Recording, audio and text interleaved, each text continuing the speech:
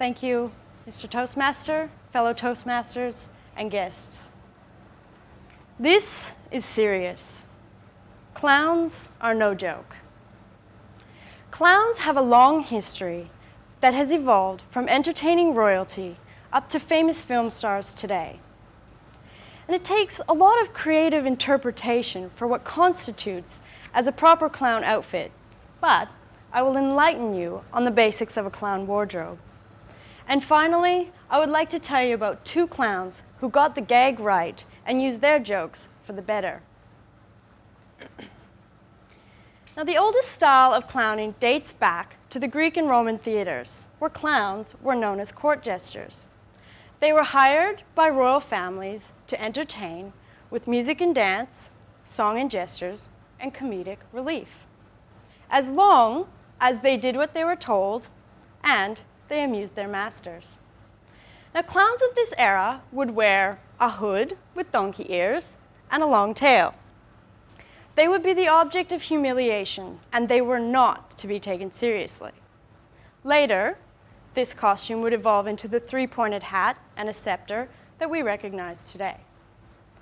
But these gifted musicians, mimics, and acrobats would often have to use their skills to protect their masters from awkward conversation or humiliation.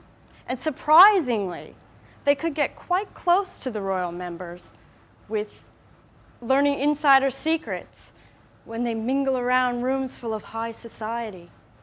A strange and dangerous combination, considering they play the role of the fool. But later, clowns would take their roles outside the royal walls, busking on the streets for money, in the theaters for the likes of Shakespeare to ease the tension in his plays, as well into films that we know today. Perhaps you've seen Charlie Chaplin in his silent films. Now, a major part of clowning is developing your character. So much so that you can actually trademark your clown makeup at what is known as the Egg Gallery. Now, when you think about the word clown, you're probably envisaging what is known as a white-face clown. Now, traditionally, a white-face clown wears a full face of white makeup. And this is so that all the spectators in the back row can see every dramatic facial expression, something which is vital to a clown performance. They would also do up their lips with red lipstick and wear the big clown nose and a wiry wig, all to encourage you to laugh at them. And their outfits are so colorful and full of glitz, with a big tie or a mismatched pants and oversized shoes. You know what I'm talking about.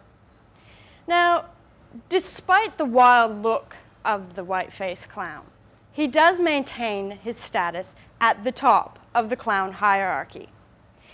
In a big tent full of clowns, he would be the ringleader. He would always be the last to laugh, and he would never get a pie in the face. Now, this is contrary to what is known as a character clown, such as the hobo, whose role it is to play the victim and be mopey. Or maybe a scary clown, such as the butcher, whose gestures are a little more grotesque. The white face is always associated with intelligence and leadership, and that's why he always plays the boss character, because he's right when he's right, and he's right when he's wrong. Now, to paint you a picture of these examples, there's a well-known clown named Grok. And in the 1900s, Grok was the king of clowns. Born Adrian Vettich, he was a talented musician who could play 24 instruments and speak several languages. At his peak, he was the highest paid entertainer in all of Europe. As his fame spread and his act developed, he made people laugh with musical blunders and just clowning around. Now, you need only Google Grok's name to find videos of him up on stage rolling around with a piano, an accordion, and an unsuspecting musician. And you can tell he is truly admired by the spectators just by the roar of the laughter.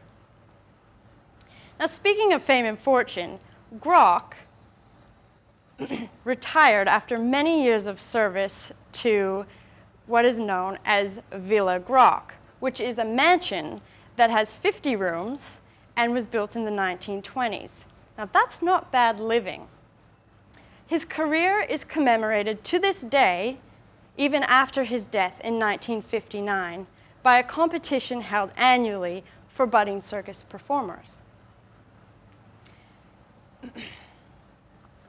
Now, we've all heard laughter is the best medicine, and there is no other clown more famous for giving or diagnosing a joke than Patch Adams.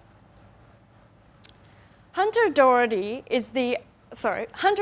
Adams is the founder of the Gesundheit Institute, which is an institute that he uses his clowning to help care for sick people, as he himself was put in hospital after 3 attempts at suicide.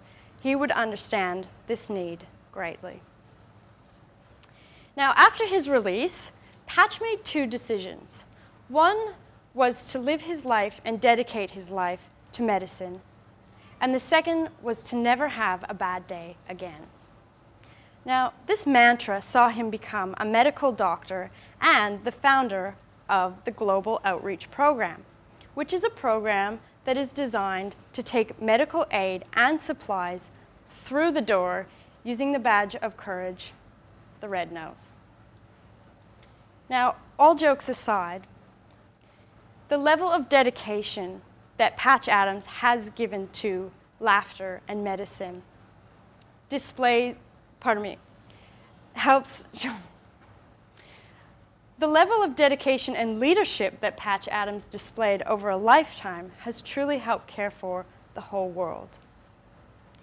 Now, it takes a special person to stand up and be laughed at, to deliver the punchline on time, every time. Without laughter, you would admit the world would be pretty bleak. And these special people I'm referring to are called clowns, but they're more than just that. They are highly educated people with a rich history. They are altruistic and caring people who dedicate their lives to helping others with just a bit of makeup, a good old joke, and maybe a squirty flower on their lapel. Thank you, fellow Toastmasters.